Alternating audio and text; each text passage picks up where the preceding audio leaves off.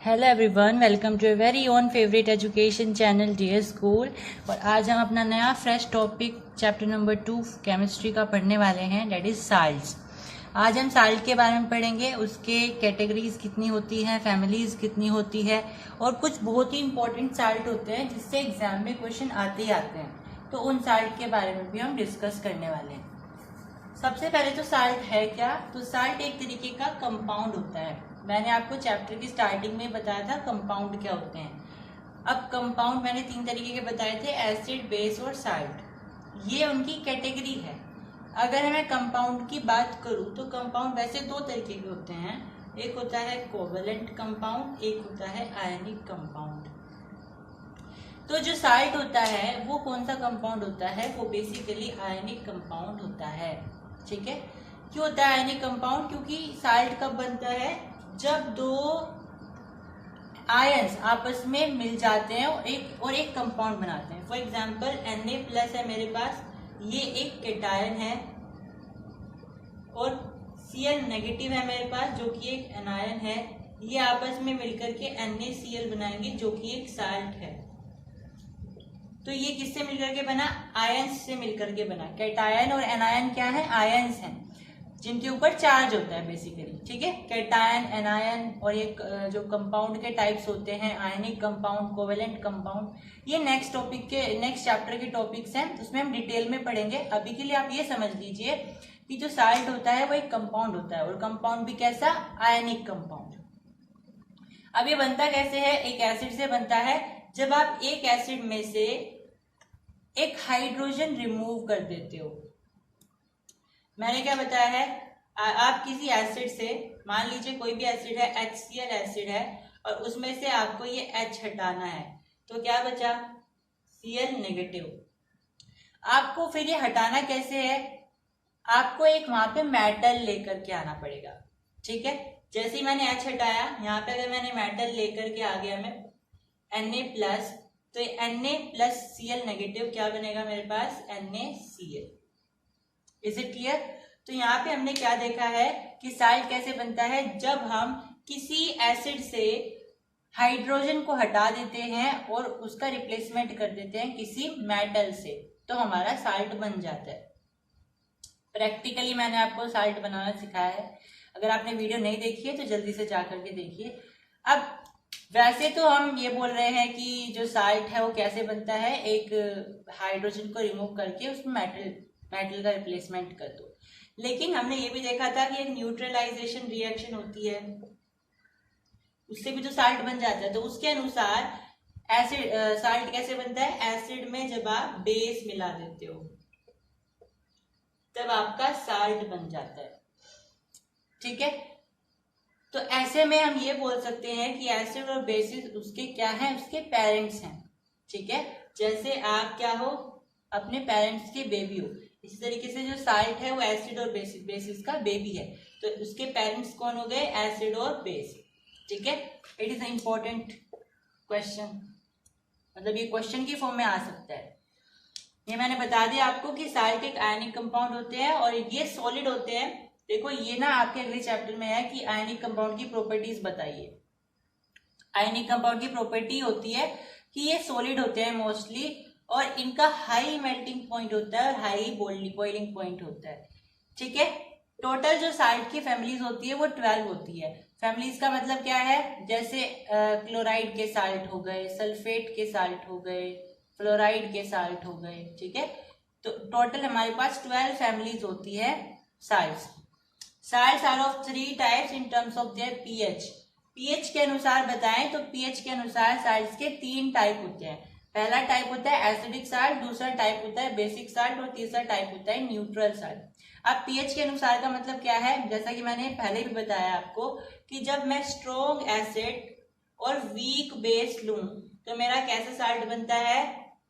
Acidic salt बनता है। अगर मैं वीक एसिड और स्ट्रॉन्ग बेस लूं तो मेरा कैसा एसिड बनता है? बेसिक साल्ट बनता है। और अगर मैं स्ट्रॉन्ग एसिड और स्ट्रॉन्ग बेस लूं तो मेरे पास न्यूट्रल साल्ट बनता है। ये 3 केस होते हैं इनके। तो ये आपको इस फॉर्मेट में ध्यान रख सकते हो आप। बाकी के एग्जाम्पल्स भी आप रिसर्च कर सकते हो, एग्जाम्पल्स इतने इंपॉर्टेंट है नहीं इस चीज में। आप यहाँ पे पीएच ध्यान रख सकते हो, एसिडिक साल्ट की पीएच कितनी होगी, 7 से कम होगी, न्यूट्रल की कितनी होगी, 7 होगी, और बेसिक साल्ट की 7 से ज्यादा होगी, 14 तक। पीएच भी आपको पूछी जा सकती है। मैंने यहाँ पे एग्जाम्पल लिख भी दिए हैं एसिडिक साल्ट, बेसिक साल्ट और न्यूट्रल साल्ट के। एसिडिक साल्ट में हमारा अमोनियम क्लोराइड कैसे बनता है, तो मैंने यहाँ पे NH4OH HCl लिया है, जिससे हमारा ये प्रिपेयर हो गया है। ऐसे ही CaOH2 और CO2 लिया है। अब ये बेस है, ये आप सोच रहे होंगे तो गैस है, ये भी एसिड होती है, ठीक है, क्योंकि नॉन मेटल है और ये उसका ऑक्साइड है। तो नॉन मेटल ऑक्साइड हमेशा एसिडिक होते हैं, हमेशा नहीं होते, न्यूट्रल भी हो सकते हैं, एसिडिक भी हो सकते हैं, पर CO2 हमारा एसिडिक होता है। ये नेक्स्ट चैप्टर में है, ठीक है। अभी के लिए आप ये मान लीजिए ये एक एसिड ही है और इससे हमारा CaCO3 प्रिपेयर हो गया है, जो कि एक बेसिक साल्ट है। ऐसे ही यहाँ पे कॉमन सी रिएक्शन लिखे है तो आप सब जानते हैं, ये न्यूट्रल साल्ट का एग्जाम्पल है। चलिए नेक्स्ट टॉपिक देखेंगे। चलिए अब हम इम्पोर्टेंट साल्ट्स के बारे में पढ़ेंगे। सबसे पहला साल्ट है वॉशिंग सोडा। आप सभी ने अपने घर में देखे होंगे, जिससे कपड़े धोए जाते हैं उसे बोलते हैं वॉशिंग सोडा, ठीक है। वैसे तो वो डिटर्जेंट पाउडर होता है, लेकिन कहीं ना कहीं वॉशिंग सोडा उसमें इस्तेमाल किया जाता है। अब ये बनता कैसे है, इसका केमिकल फॉर्मूला क्या है, इसकी प्रॉपर्टीज क्या है, केमिकल नेम क्या है। तो अगर मैं बात करूं केमिकल नेम की, तो इसका केमिकल नेम होता है सोडियम कार्बोनेट डेकाहाइड्रेट, और फॉर्मूला क्या है Na2CO3.10H2। अब ये बनता कैसे है, इसके स्टेप्स ना रिवर्स में लिखे हुए हैं। पहला स्टेप है आपको HCl लेनी है, एसिड, वाटर लेना है, CO2 गैस लेनी है और अमोनिया गैस लेनी है, ठीक है।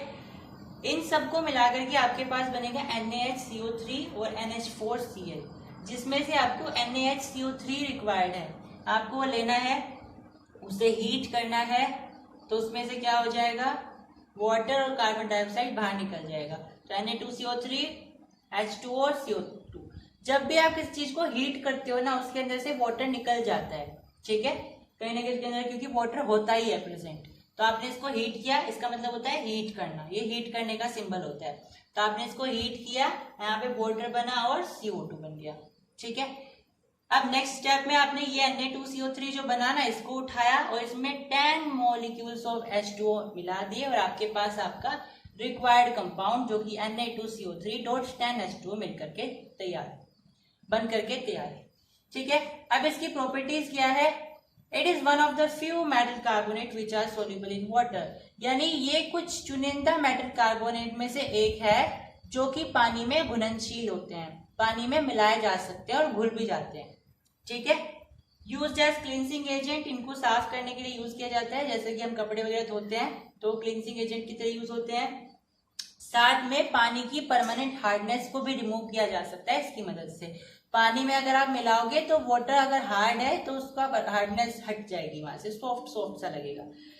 In the manufacture of sodium compound, sodium compound जैसे बोरेक्स बनाने के लिए इस्तेमाल किया जाता है, ठीक है। बाकी सोप यानी कि साबुन, ग्लास, पेपर, ये सारी चीजें बनाने के लिए भी वॉशिंग सोडा का इस्तेमाल किया जाता है। नेक्स्ट इंपॉर्टेंट साल्ट है बेकिंग सोडा।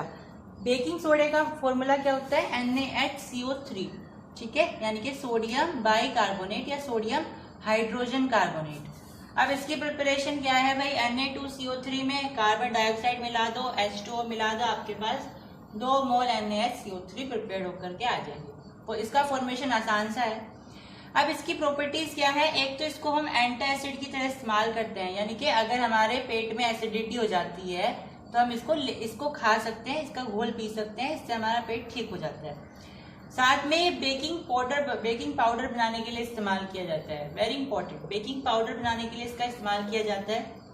साथ में फायर एक्सटिंग्विशर बनाने के लिए इस्तेमाल किया जाता है, ठीक है। जो सोडा एसिड फायर एक्सटिंग्विशर होता है ना, वो इसी से बनता है। अब आप कंफ्यूज हो या मुझे नहीं पता, इन दोनों चीजों में आपने कभी डिफरेंस जानना चाहा या नहीं, लेकिन बेकिंग सोडा और बेकिंग पाउडर दोनों अलग अलग चीजें होती है। कैसे, बेकिंग सोडा केवल NaHCO3 होता है बस, ये होता है बेकिंग सोडा। लेकिन बेकिंग पाउडर कब बनता है? जब आप इसमें कोई एक एसिड से कोई H+ आयन मिला दो या कोई एक एडिबल ऑयल मिला दो, यानी H+ मिला दिया। अब मैंने ये सिट्रिक एसिड मिलाया या क्या मिलाया, टाइट्रिक एसिड से मिलाया, ये कुछ मुझे नहीं पता, बस मैंने इसमें एक H+ आयन मिला दिया और अब मेरे पास ये प्रिपेयर्ड हो गया है बेकिंग पाउडर। अब क्वेश्चन पता है क्या आएंगे? क्वेश्चन ये आता है कि आप केक जब बनाते हो तो केक बनाने के लिए आप क्या यूज करते हो? बेकिंग सोडा यूज करते हो या बेकिंग पाउडर यूज करते हो? तो आपका आंसर क्या होगा? बेकिंग पाउडर यूज करते हो।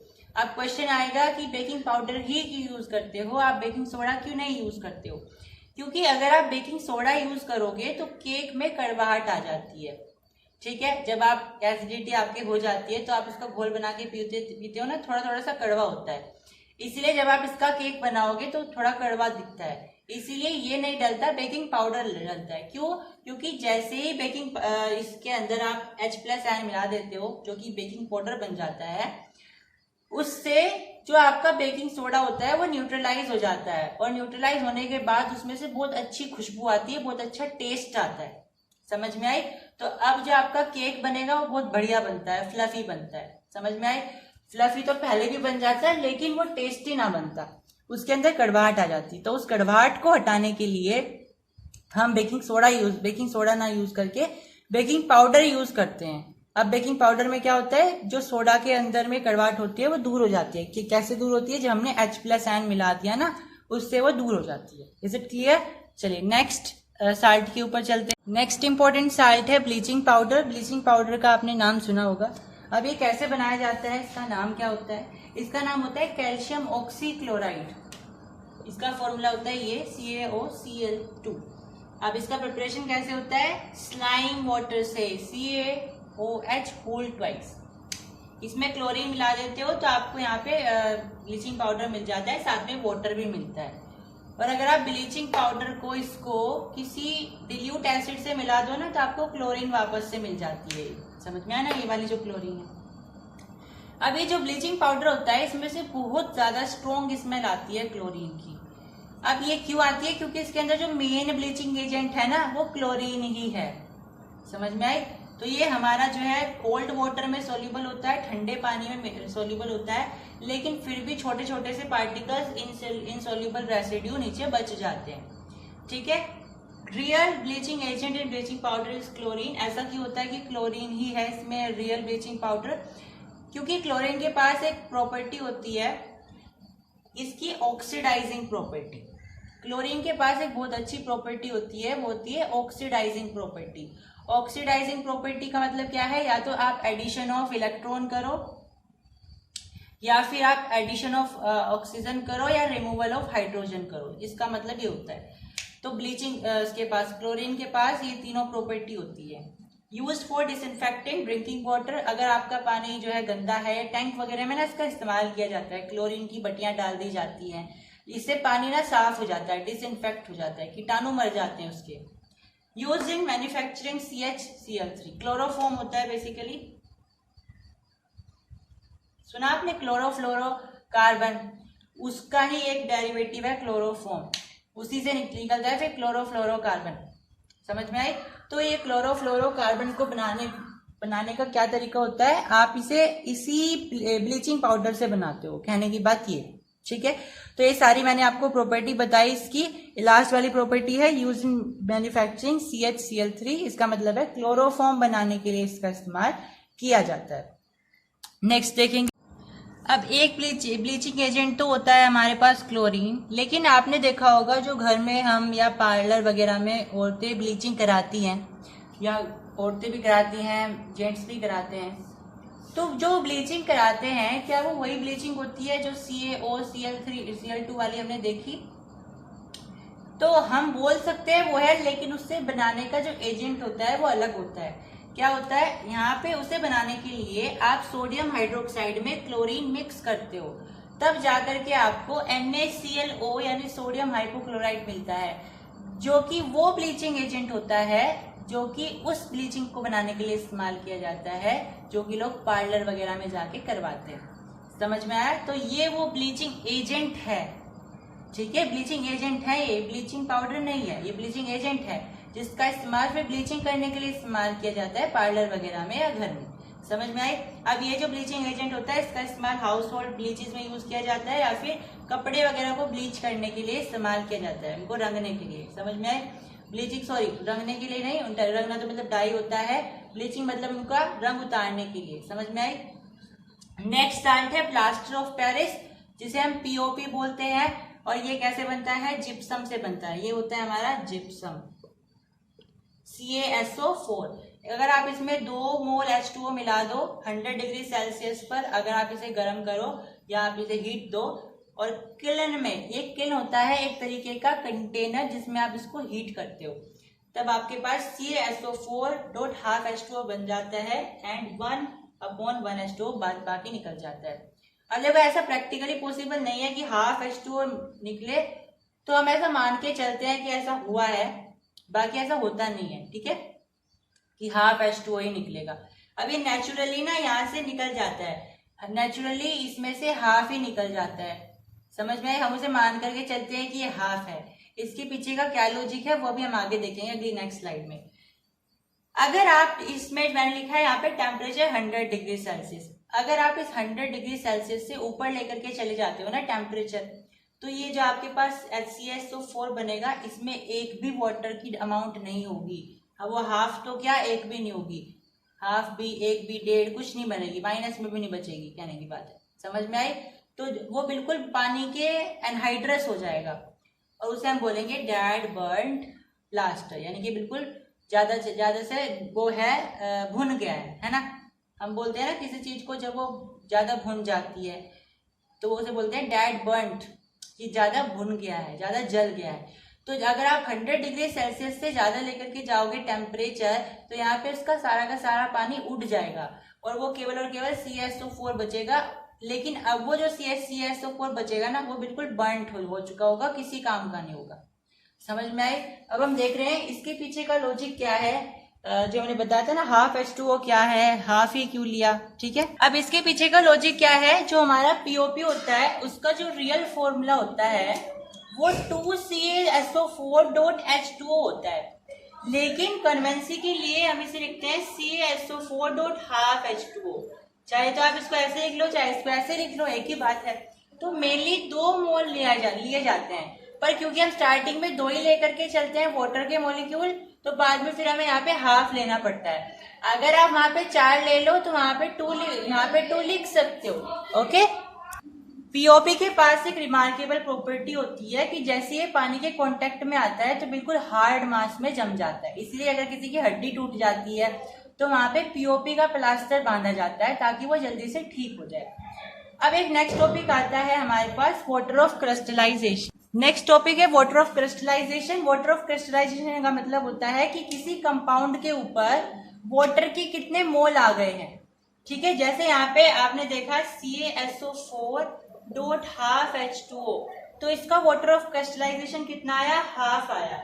ऐसे अगर मैं कहूँ FeSO4.7 H2O, तो इसका वाटर ऑफ क्रिस्टलाइजेशन कितना आया, 7 आ गया। Is it clear? तो यहाँ पे हमारा चैप्टर होता है finish. Hope you have like the session and subscribe the channel. Thank